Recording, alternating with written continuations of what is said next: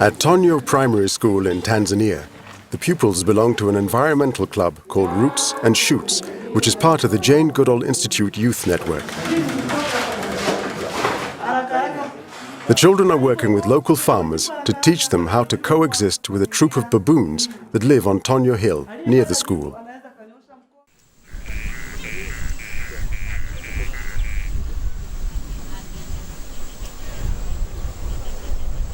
Tonyo Hill is in the Mara region of northern Tanzania.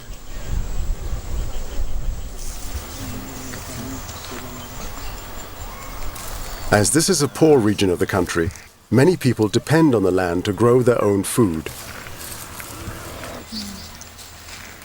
In the past, many people in the Tonyo community regarded the baboons as pests. The baboons would frequently raid local farmers' crops, eating the cassava, potatoes, and bananas. They would also come into people's homes to drink their water. Not only were crops damaged, but the water supply was becoming polluted too. The farmers' livelihoods hung in the balance, as farmer James Otieno Ogutu explains. The baboons were just running around recklessly, looking for food. As a result, there were confrontations with people here who wanted to hurt them. Like James, farmers were angry and wanted to kill the baboons.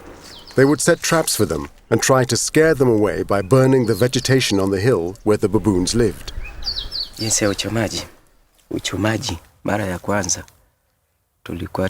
From the beginning, we were burning because we thought that the plants growing on the hill were good for the baboons, so we didn't want them to have food.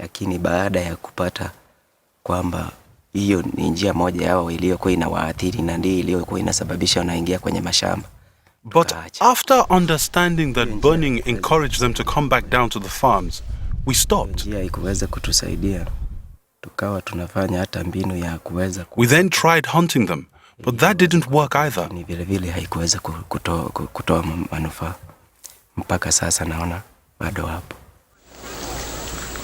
But burning the hill only made the problem worse. As the baboons' natural habitat had been destroyed, they kept returning to the farms to find food to eat, and so the problem went on. Local environmentalist Deus Cosmos wanted to work with the pupils to address the conflict between the farmers and the baboons. Many of the pupils' parents were farmers in the area, and Deus saw a way of educating the whole community. The problem that I found here, first of all, the community villages were just coming on and destroying the natural habitat. So then the baboons were forcing also to go down there to their farmers, to their farmers' fields, to destroy their crops because they didn't have enough time, enough food at this place. So that's why the baboons also they were forced to go down there and then destroying the crops for the farmers. When they observed the baboons, Deus and the children realized that one way of keeping the baboons on the hill was to increase their natural food supply.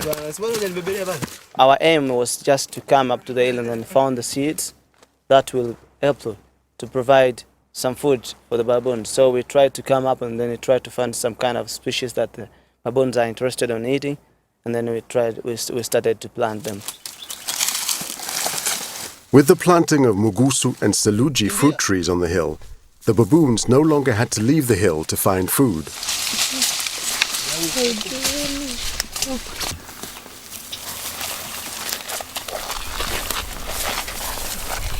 Back at school, the Roots and Shoots Club has set up a tree nursery. Pupils bring water from home for new tree seedlings, which, when fully grown, will also be planted on the hill. More food for the baboons.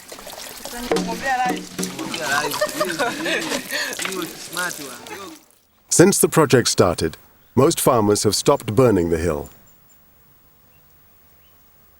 The trees and grasses are growing back, and the hill is green again. Now the baboons rarely raid the farmers' crops. They also don't drink the farmers' water anymore, since the community set aside a spring for them. So the conflict between farmers and baboons has now been resolved.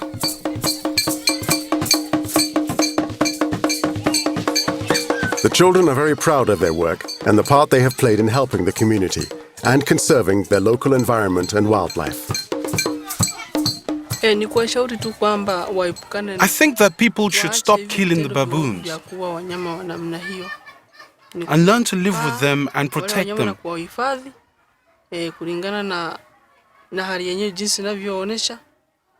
We shouldn't kill them. I don't know what else I can say. Just that we need to protect them.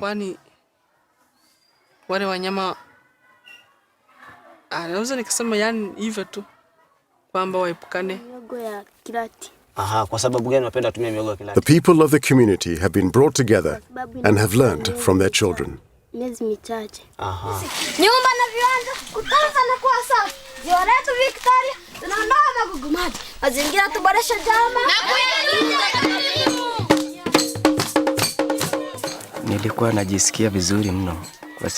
I'm very happy about this project because when I used to see how the animals were persecuted and the way the hills were set on fire, I wasn't happy.